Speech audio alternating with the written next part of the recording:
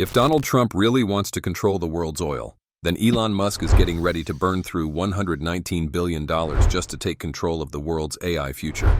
And $119 billion is not a small number. It's so massive that if you stacked it all in cash, it could cover entire city blocks. But here's the crazy part. Elon Musk is prepared to spend that money to solve one single problem: building a gigantic manufacturing complex dedicated entirely to producing chips. $119 billion for a chip factory. It sounds exaggerated, almost unbelievable. But according to documents released in Grimes County, that could end up being the final scale of Terafab. And if that number becomes reality, this won't just be another factory. It will be Elon Musk's declaration of war against the entire existing semiconductor supply chain. Because in the brutal AI race happening right now, whoever controls the chips controls the future. They lead the AI race and potentially dominate almost the entire tech industry. So what exactly is going to happen inside Terafab? Why does it require such an insane amount of money? What you're about to hear might shock you. People may hate Elon Musk for his wild statements and over-the-top promises, but it's hard to deny his ability to build massive industrial operations, from gigantic EV factories spread across multiple continents to lithium refineries, battery plants, energy storage facilities, the world's largest charging network, and now the Terafab chip manufacturing plant. Elon Musk first announced Terafab back in March, but the estimated cost of the project has exploded. What started at around $25 billion has now reportedly climbed to $119 billion through future expansion phases. Nearly half of that amount, about $55 billion, will go into the initial development stage, including a $3 billion research facility already under construction in Austin. $119 billion is bigger than the GDP of many small countries. It's worth more than countless long-established industrial corporations. But the most remarkable part is that Elon Musk may be willing to pour that entire financial empire into something most of us never even see directly: semiconductor chips. Sounds strange, right? Because when people think of Tesla, they think of EVs. When they think of SpaceX, they think of rockets and Starship. But the deeper you look into Elon Musk's ecosystem, the more you realize that all of these businesses ultimately depend on the same foundation: computing power. A modern Tesla is no longer just a car with an electric motor and a battery. It's basically a mobile AI machine. Every single second, the system has to process data from cameras, recognize vehicles, pedestrians, traffic signs, lane markings, predict traffic situations, and make decisions almost in real time. When Tesla talks about robotaxi, what the company really means is putting millions of fully autonomous vehicles on real roads without human drivers. And to make that happen at scale, the demand for AI chips will grow exponentially. But self-driving cars are only one part of the story. Optimus is even more terrifying. A humanoid robot doesn't just need to see the world around it. It has to understand objects, maintain balance, control dozens of mechanical joints at the same time, react to humans, and handle countless unpredictable situations thrown at it every day in the real world. That's why many experts believe mass-market humanoid robots will require far more computing power than smartphones or laptops ever did in the past. And then there's SpaceX and xAI. At first, saying a company like SpaceX needs AI chips might sound a little ridiculous.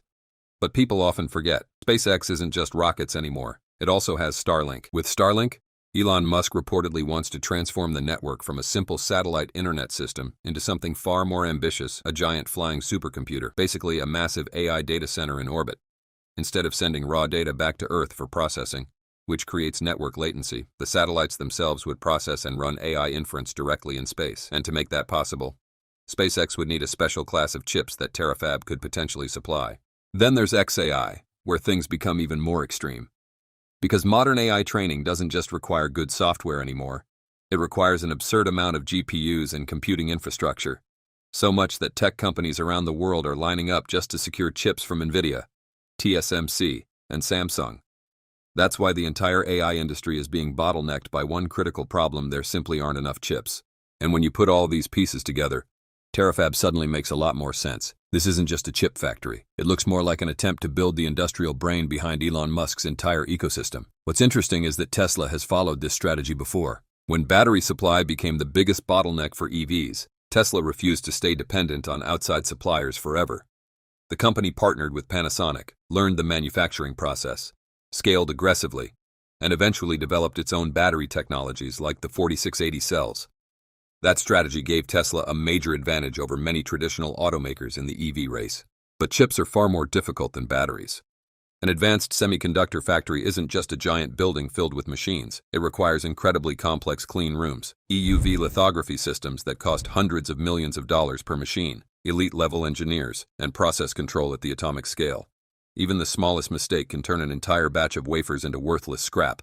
Even companies like Intel and Samsung have needed years to optimize production yields at their most advanced fabs. That's why many people see Terafab as one of the boldest gambles Elon Musk has ever pursued. What's especially interesting is that Terafab doesn't seem to be described like a traditional semiconductor fab such as Intel or TSMC.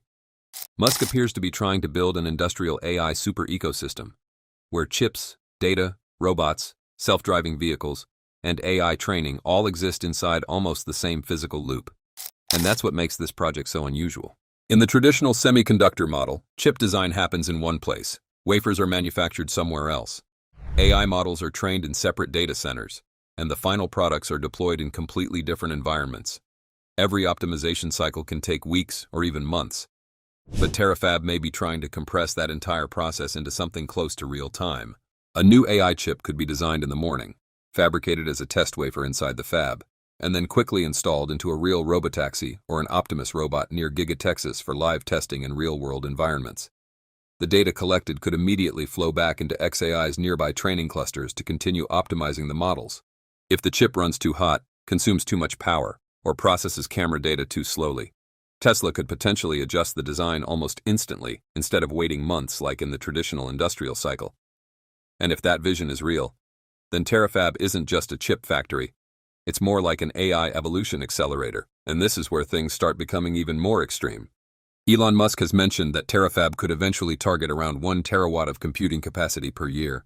That number is so absurdly large that many people initially assumed it had to be a mistake. To put it into perspective, the entire U.S. power grid is often compared at roughly 0.5 terawatts of average operating electrical power. In other words, Musk is talking about a scale of computation so massive that, if AI processing power is treated as the electricity of the digital age, Terafab could be aiming for something equivalent to roughly twice the scale commonly associated with the entire American power system in popular comparisons. If each AI chip runs at around 250 watts, then to reach the goal of 1 terawatt of compute, Terafab might need to produce close to 4 billion chips a year. 4 billion chips is no longer the scale of a car company. That's the scale of a global industrial infrastructure. And to support that ambition, many analysts believe Terafab could eventually target around 100 million square feet of space. That's roughly 10 times larger than the current Gigafactory Texas, and far bigger than Apple Park at about 2.8 million square feet, or Microsoft's Redmond campus at around 8 million square feet. Based on statements related to Terafab, Musk believes the entire current AI chip manufacturing capacity on Earth may only be enough to meet about 2% of the future demand from the Tesla, SpaceX, and XAI ecosystem. If that's true, then the issue is no longer buying more chips. The problem is that today's semiconductor industry may simply not be able to scale fast enough to keep up with Musk's AI ambitions. And that's why Intel becomes important in this story. Tesla is incredibly good at building cars. SpaceX is incredibly good at rockets. But advanced semiconductor fabs are a completely different world. A 2-nanometer fab is nothing like an automotive assembly line. It requires ultra-advanced clean rooms, extreme ultraviolet lithography machines that cost hundreds of millions of dollars, atomic-level material control, and extremely high yields to avoid burning through billions in capital investment. Even a tiny defect can turn an entire batch of wafers into scrap. That's why Intel has something Musk can't simply buy with money or speed decades of real-world fab operating experience. At the center of Terafab's strategy is the development of 2 flagship chip families, representing the 2 biggest ambitions of the next era. The first is a lineup of advanced AI processors, the brains behind the autonomous ecosystem powering full self-driving, robotaxi, and the Optimus humanoid robot. According to Elon Musk's roadmap, the AI 5 generation is expected to begin its early ramp-up in 2026 before entering full-scale mass production in 2027. The rapid follow-up of AI 6 and AI 7 could then trigger a massive leap in performance, setting processing standards far beyond the limits of Tesla's current chips. At the same time, alongside the revolution happening on Earth, Terafab would also take on a mission in orbit with the D3 space-grade chip lineup. These chips would become the core of the Starlink network, where layers of silicon must survive some of the harshest conditions imaginable: intense radiation, extreme temperature swings, and the brutal physical limits of cooling in space. This split reflects 2 completely different technology philosophies. While Earth-based AI chips prioritize fast response times, adaptability, and safety in dynamic human environments, the D3 chips are designed around absolute durability, pushing AI computing power closer to the satellites themselves. According to the current roadmap, Terafab could start at around 100,000 wafers per month before eventually scaling toward 1 million wafers per month over the long term.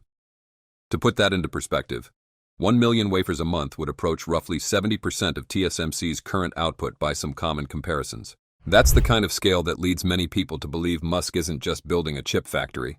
He's trying to build the foundation for his own end-to-end AI infrastructure. And if Terafab really reaches that level, Tesla may no longer be viewed as just an electric car company. It could become one of the world's largest AI industrial powerhouses. Right now, the AI industry still operates through a highly fragmented chain. NVIDIA designs the GPUs, TSMC manufactures the wafers, tech companies build the data centers, AI labs train the models. And only then do those models make their way into self-driving cars, robots, or real-world products. Each improvement cycle can take months, sometimes even longer, because the hardware, software, real-world data, and deployment environments all exist in separate ecosystems. But Terafab seems to be aiming to break that bottleneck. Imagine a few years from now, a fleet of Tesla Robotaxis in Texas struggles with heavy fog, intense sunset glare, or some chaotic traffic pattern the system still can't handle smoothly enough. Data from those vehicles could instantly flow back into xAI's training clusters to improve the model. But what if the problem isn't just software? What if Tesla discovers the real bottleneck is in the chip architecture itself? Camera inference performance, sensor data bandwidth, power consumption, response latency, or parallel processing capability in highly complex scenarios. In the traditional semiconductor model, making hardware changes can take multiple quarters because chip design, testing, wafer manufacturing, and real-world deployment are all split across different companies. But if Terafab is actually built the way Musk envisions it, Tesla could compress that cycle to a level never seen before. Real-world data from vehicles and robots feeds directly into the AI training system.